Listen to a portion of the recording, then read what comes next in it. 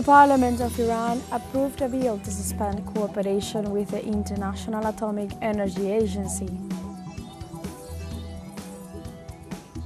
In Belarus, Cuban President Miguel Díaz-Canel arrived to strengthen bilateral trade and guarantees in strategic supplies.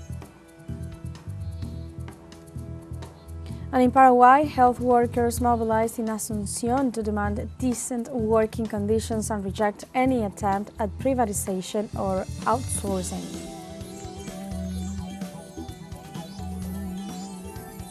Hello and welcome to From the South. I'm Alejandra Garcia from teleSUR Studios in Havana, Cuba. We begin with the news.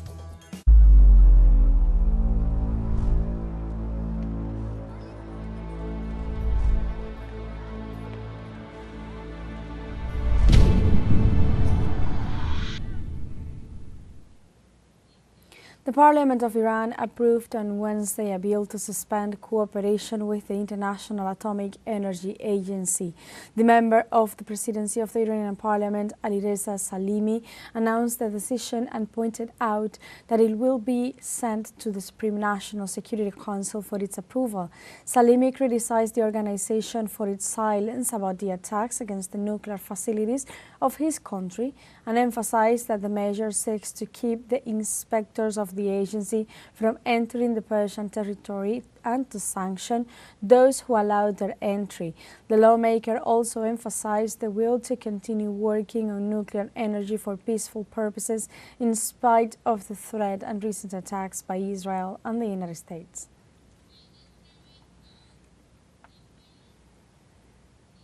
And to keep analyzing all the informations that come from the Middle East, we have a special guest from Canada at this moment, journalist and political analyst Arnold August. Hi, Arnold. Welcome to From the South. Thank you very much. It's great to be in touch with you, Alejandra. Although Israel, the United States and Iran have agreed to a ceasefire, it is still very soon to consider the conflict truly over, given the underlying tensions. Is that your opinion? Yes, of course.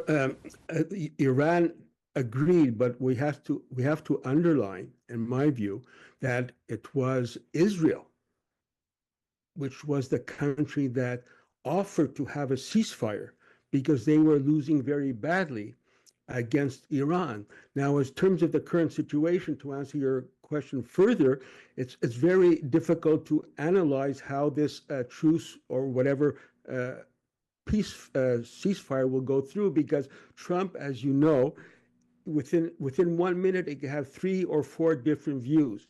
Just like today, he reiterated his position that United States obliterated the nuclear areas of Iran. And then a few hours later, under questioning from reporters in The Hague, where he is there to take part in the NATO summit there, he said, well, we did not completely destroy it. It may take a while, and we have to do further investigation. At the same time, after saying that, we have to do further investigation, he also goes after the media, Washington Post, CNN, saying that they are not faithful to the United States. They do not respect the brave army, soldiers, or Air Force that went all the way from the United States to Iran to bomb that country. So it's very conflicting statements coming out of Trump's mouth, as usual. Now, even Israel has said earlier today, they did not say that they succeeded in obliterating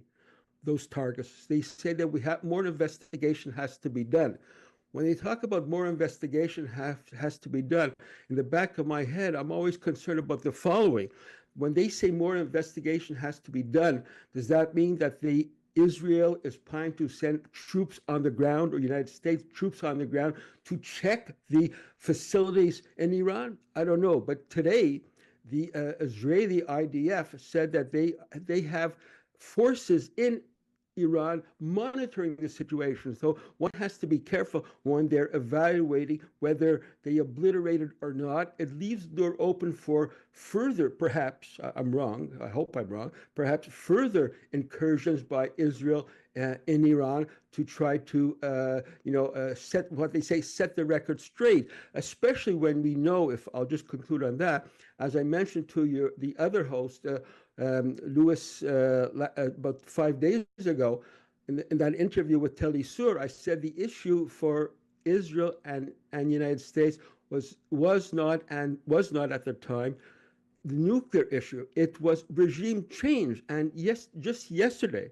the Washington Post confirmed what I said.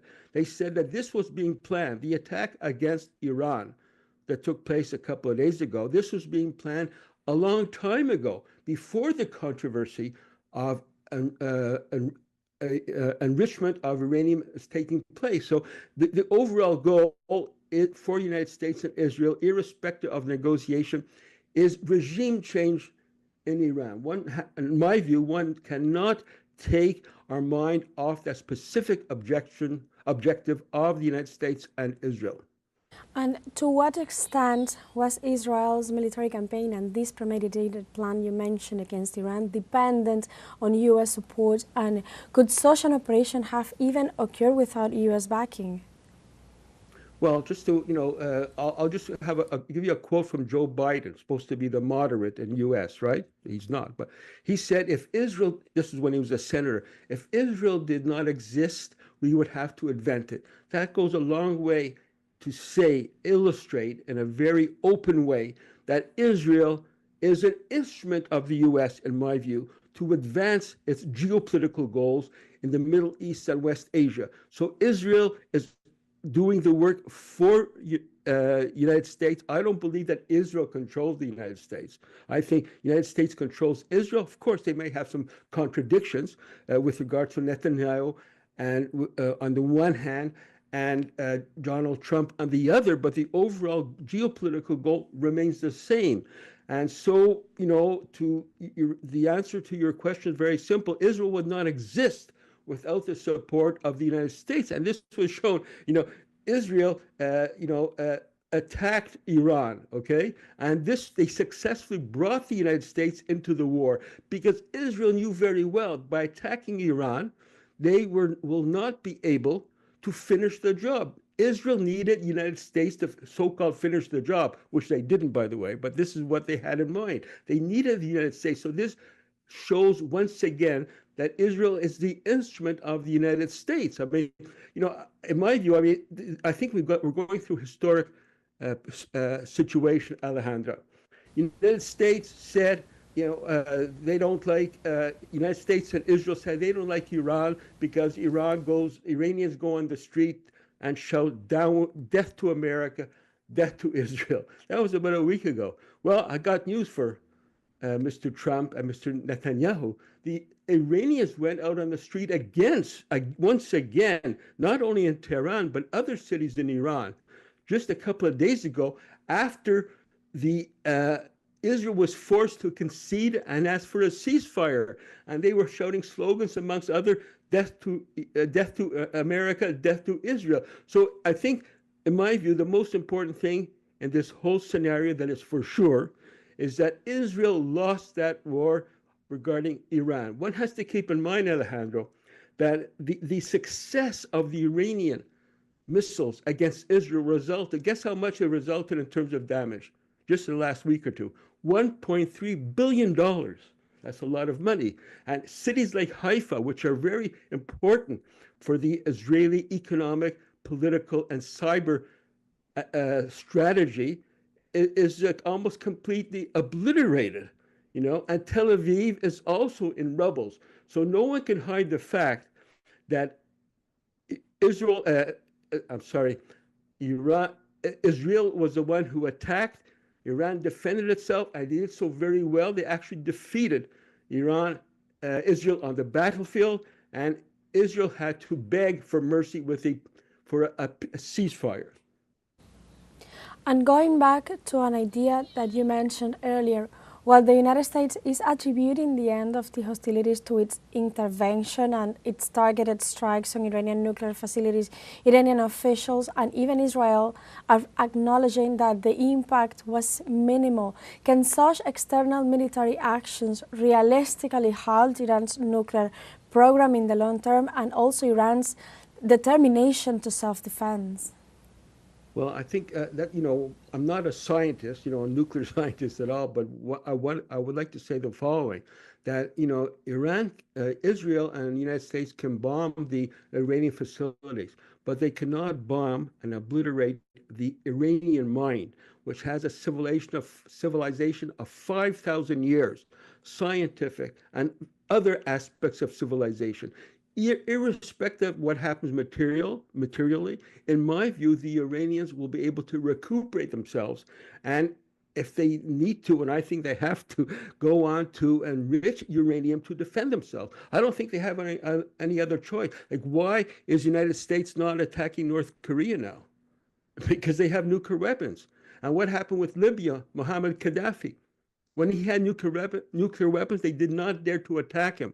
But once they did away with the nuclear weapons, they invaded and assassinated him and took over the country. That is, I think, in my view, it's very hard to accept because the issue of nuclear weapons is a very controversial issue. But in my view, Iran has no other alternative but to develop in its own way, with its own scientific knowledge and know-how, nuclear weapons to defend themselves against the United States. And of course, one has to say, they talk about nuclear weapons, but which are the countries that have nuclear weapons in the Middle East? It's Israel.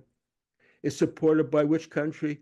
United States, the only country in history that used atomic bombs in the world after towards the end of World War II. So that is the heart of the problem. United States and Israel, they are the ones that have nuclear weapons. And while on the other hand, Iran is building very close ties with other countries. I could not help but notice, I was very satisfied, I don't know if you noticed that, but the Pakistani parliament issued an important statement in defense of Iran. Now, Pakistan has nuclear weapons. So it's not that easy for the United States and Israel to maintain their monopoly over nuclear weapons. But we will see what happens in the future. No one hopes for a nuclear war, but at the same time, everyone hopes, in my view, that Iran has the right to defend itself, its sovereignty, and I'm sure they will do so. Thank you very much for your time, Arnold, here with us from the South. It's always a pleasure. Thank you for having me. And we were speaking to Canada-based journalist and political analyst Arnold August in the framework of the ongoing tensions in the Middle East.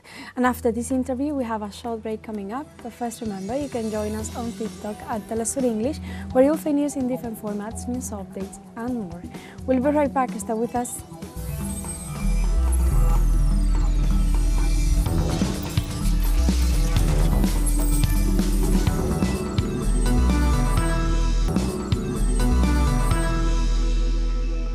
Welcome back to From the South. The governments of Belarus and Cuba held a high-level meeting in which they recognized the possibilities and strategies for bilateral trade and economic growth. The Belarusian President Alexander Lukashenko and his Cuban counterpart Miguel Díaz-Canel met to boost negotiations as part of cooperation and interest in expanding ties. Negotiations were aimed to enhance Cuban development in terms of food security, modernization of industry, construction, transport, energy and mining, and access to quality medicines. Meanwhile, the Belarusian administration has been assessing joint productive capacities, supply of raw materials, experiences and technologies for dairy and meat production, among others.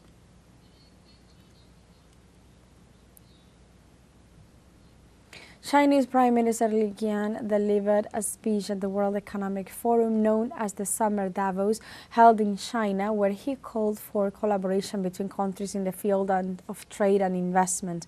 Li asserted that globalization cannot be reversed, urging nations not to turn trade into a political or security issue.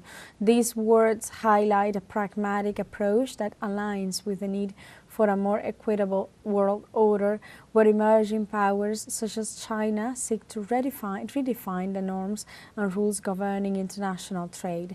Li also showed an optimistic outlook on the Chinese economy, announcing that measures will be implemented to turn China into a larger-scale consumer power.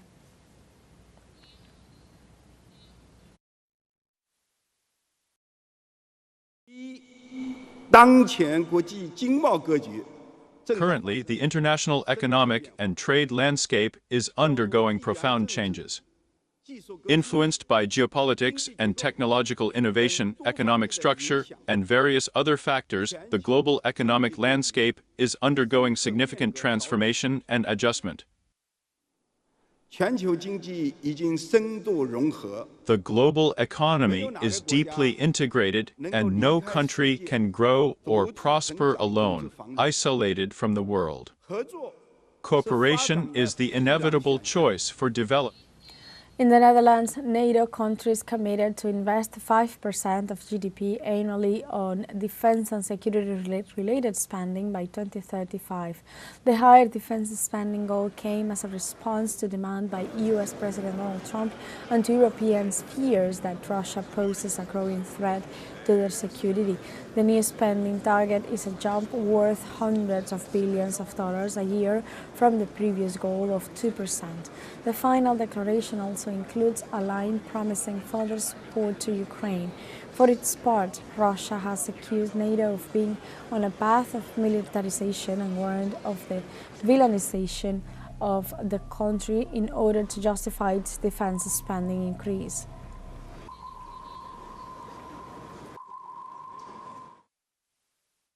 Texas Spanish Prime Minister Pedro Sánchez defended his government's decision not to increase Spain's defense spending, stressing on the high cost of pledge that the pledge would signify for the nation.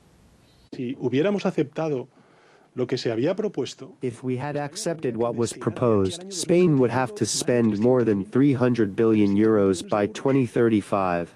Where do these resources come from? From more taxes on citizens? From cuts in the education, health and pension systems? When I listen to the head of the opposition and the opposition criticizing the position of the Spanish government, it is clear to me that if there were another prime minister here today, Spain would have signed up to 5% of GDP in defense today. And that would be an absolute mistake for Spain. Sería un absoluto error. Demonstrators who had staged a sit-down protest against NATO at a patrol station were arrested Wednesday by the police in Hague. In this regard, activists denounced their detention as well as the mistreatment they had received there. Likewise, they rejected the agreement reached by NATO leaders on surging up to a 5% of their annual GDP in defense spending after US President Trump put pressure on the organization. However, some countries, as Spain, officially announced not being able to meet such target.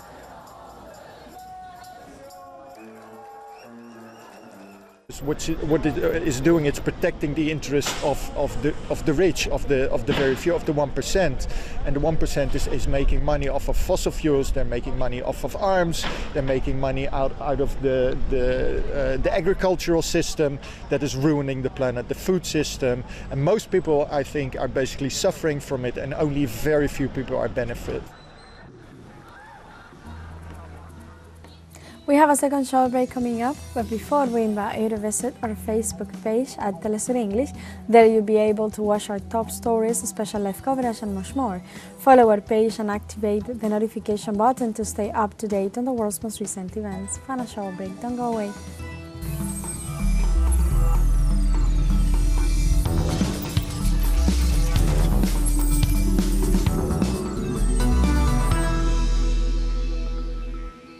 Welcome back to From the South.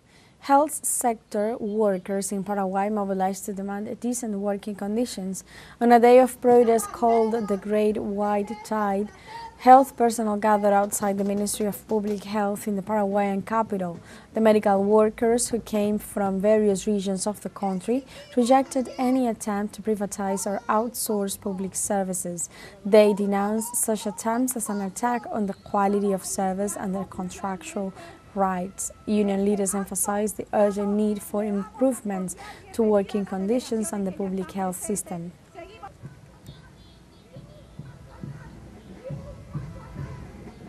According to international organizations, Haiti is currently one of the countries with the highest number of victims of forced displacement. The United Nations High Commissioner for Refugees reported that over 21 million people have been forced to flee their homes. According to the organization's data, Haiti and Colombia have the largest displaced civilian population in the Americas, consisting of internally displaced persons and asylum seekers. In Haiti, armed gangs control over 85% of the capital, Port-au-Prince, as well as other areas of the Caribbean island. This has resulted in the death of over 2,680 people and injuries to at least 957 others.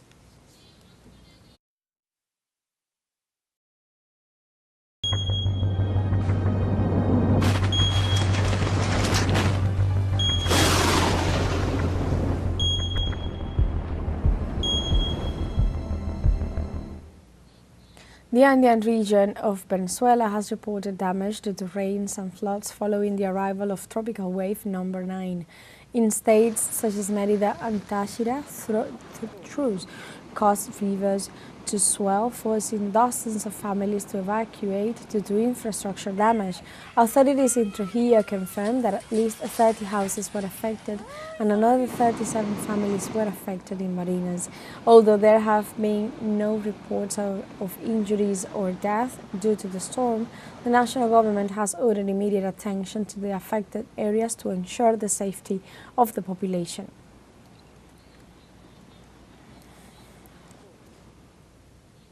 Bosnia authorities recorded 40-degree temperatures as the hot African front arrived in southern Europe. The Bosnian Weather Service issued an orange alert and called on residents to stay hydrated and avoid exposure to high temperatures between 11 a.m. and 5 p.m. local time. Local authorities in Tuzla reported a significant increase in the number of people looking to cool off in the Panonska artificial lake, which is the main tourist destination during the summer in this region. Weather experts say that this is expected to be the hottest summer on record due to the early arrival of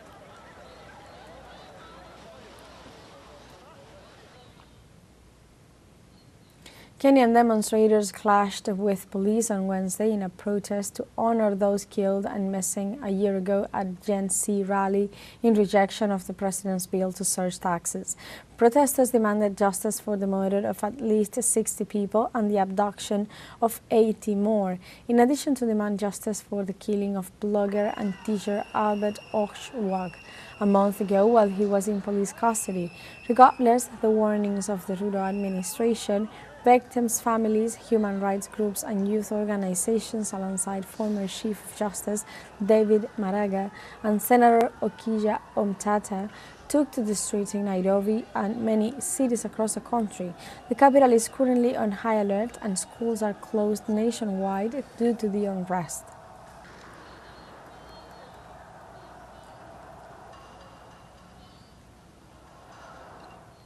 And like this, we have come to the end of this news brief, but you can find these and many other stories on our website at telesurenglish.net and join us on social media. We are on Facebook, X, Instagram, Telegram and TikTok as well. For Telesur English, I'm Alejandra Garcia. Thank you for watching.